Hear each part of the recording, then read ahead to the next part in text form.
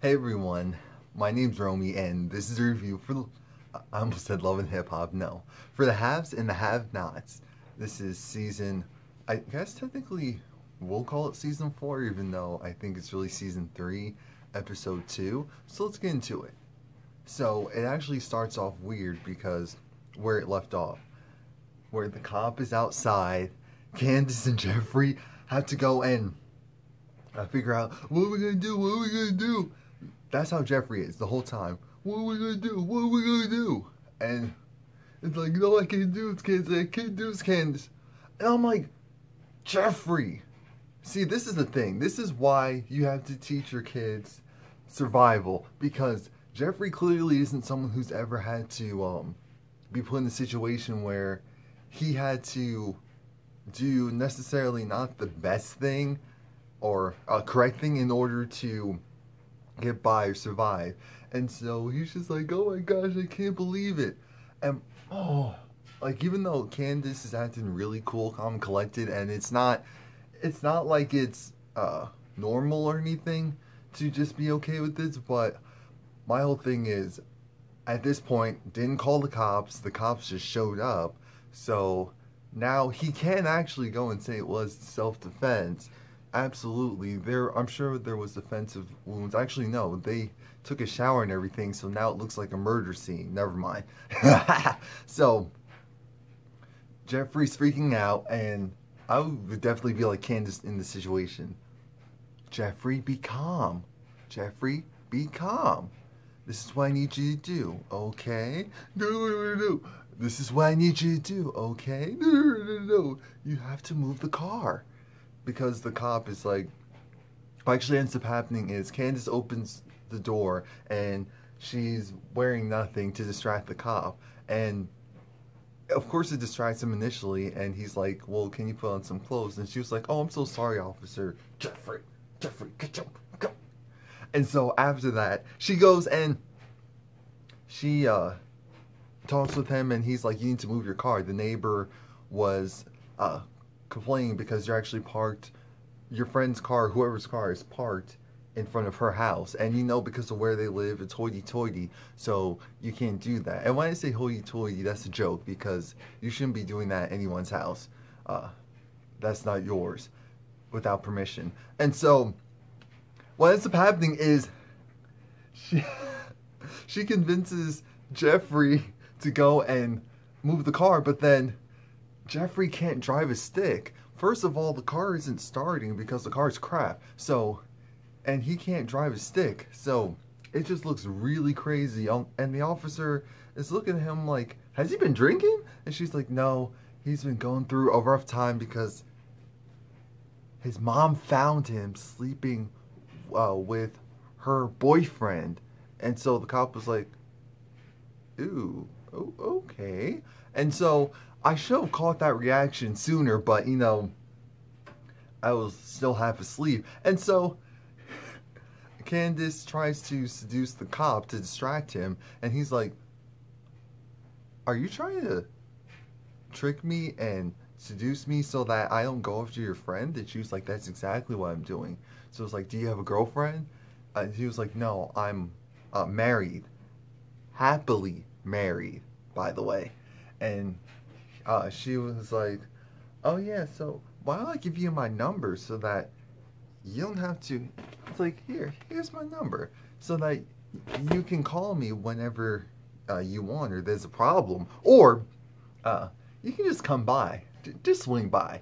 And Candace is just like, she's doing everything to try to get this guy, and I should have known that something wasn't right with him, with the fact that it wasn't working, because stereotypically on this show, everyone with the exception of David and of course Benny falls for Candace's little tricks.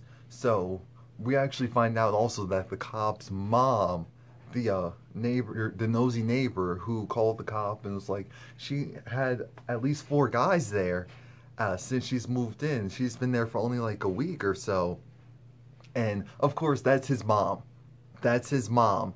And so it makes sense why he particularly showed up. And so when she goes and it's like, wait, so, okay, that one guy, but there were two guys that went in the house. And in the commercial, it made it seem like, oh no, he's gonna find out that what she did.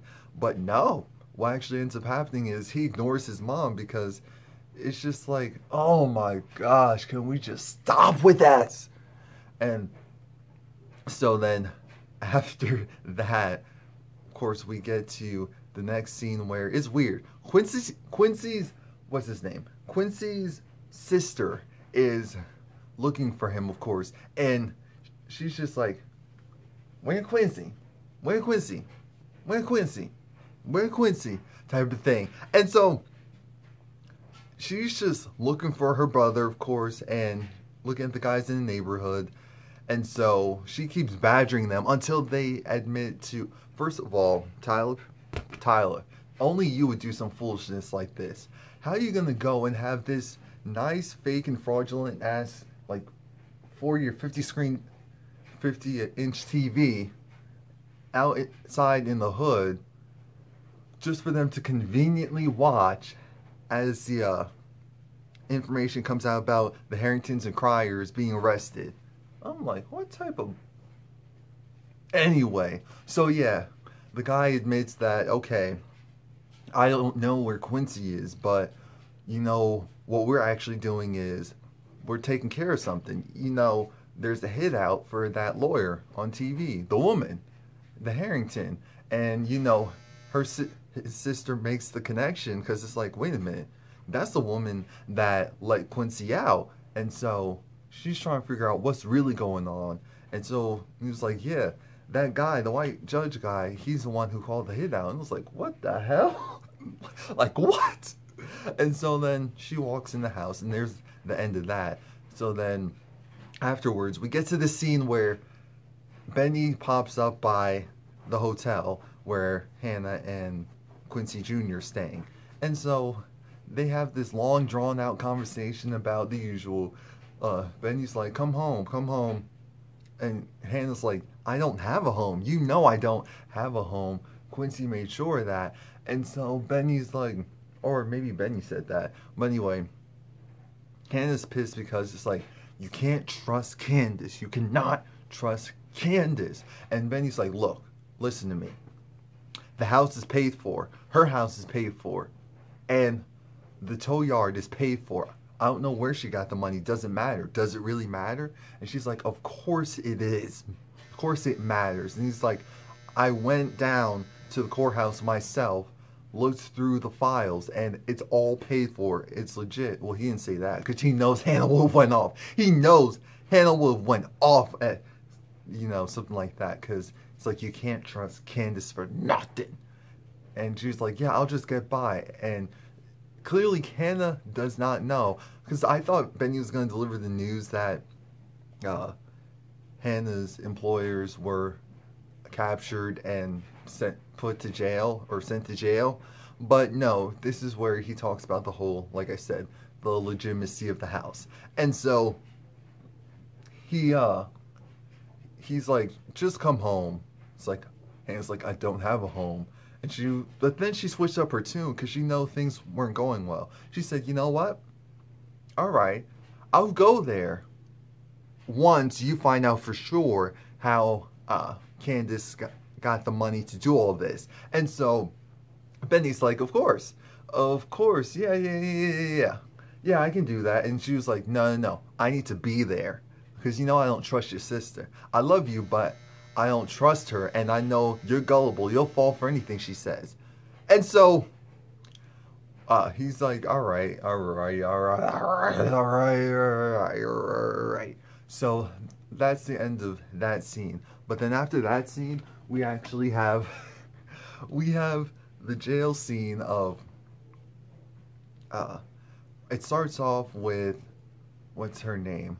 Mrs. Crier and Mrs. Harrington.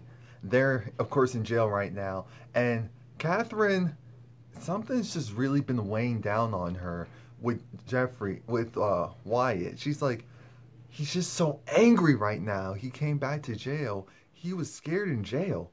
But now he's just so angry. Why is he so angry? And it's like, bitch, I know why. Something happened to him in jail. Veronica, is it true that men get raped in jail and all this? And she's like, yes, Catherine, yes, why? And so then she's like, Wyatt hasn't acted like this since the last time he came from summer camp or Bible camp or Christian camp or whatever it was, where the priest uh, molested him. And so, because I remember he was just so angry at us and we didn't know why. And so then she puts two and two together and it's like, I know something happened. And this is where you see Veronica freaking out a little bit, like, oh crap, what are you gonna do? And she was like, my father was a very powerful man, very powerful. And I am my father's daughter. And so as a result, uh, Veronica's freaking out now uh, because it's like, all right, I'm going to talk to Jim about it. I'm going to talk to Jim. He's going to tell me the truth. And Veronica doesn't need that because then she'll under her part in getting Wyatt raped will come out. And so that'll be the end of that. And this is eventually all going to come out. And so she's like, no, Jim has to deal with a lot right now. Don't worry him with this too. And of course, Mrs. Harrington is like, since when are you on Jim's side? And she's like, I'm not. I've never been on Jim's side. It's just that I don't want to cause any type of trouble for you guys. And it's just like, look, I'm going to find out the truth. Trust and believe I'm going to find out the truth. And so, of course, again, Veronica, the wheels are spinning because it's like, all right, crap, gonna have to enact a second plan. So then after, oh, Veronica, after that, this is where we get the craziest scene of the actual night, in my opinion, because David is talking with the DA woman, and this is when we find out that the DA had a thing for David and still does.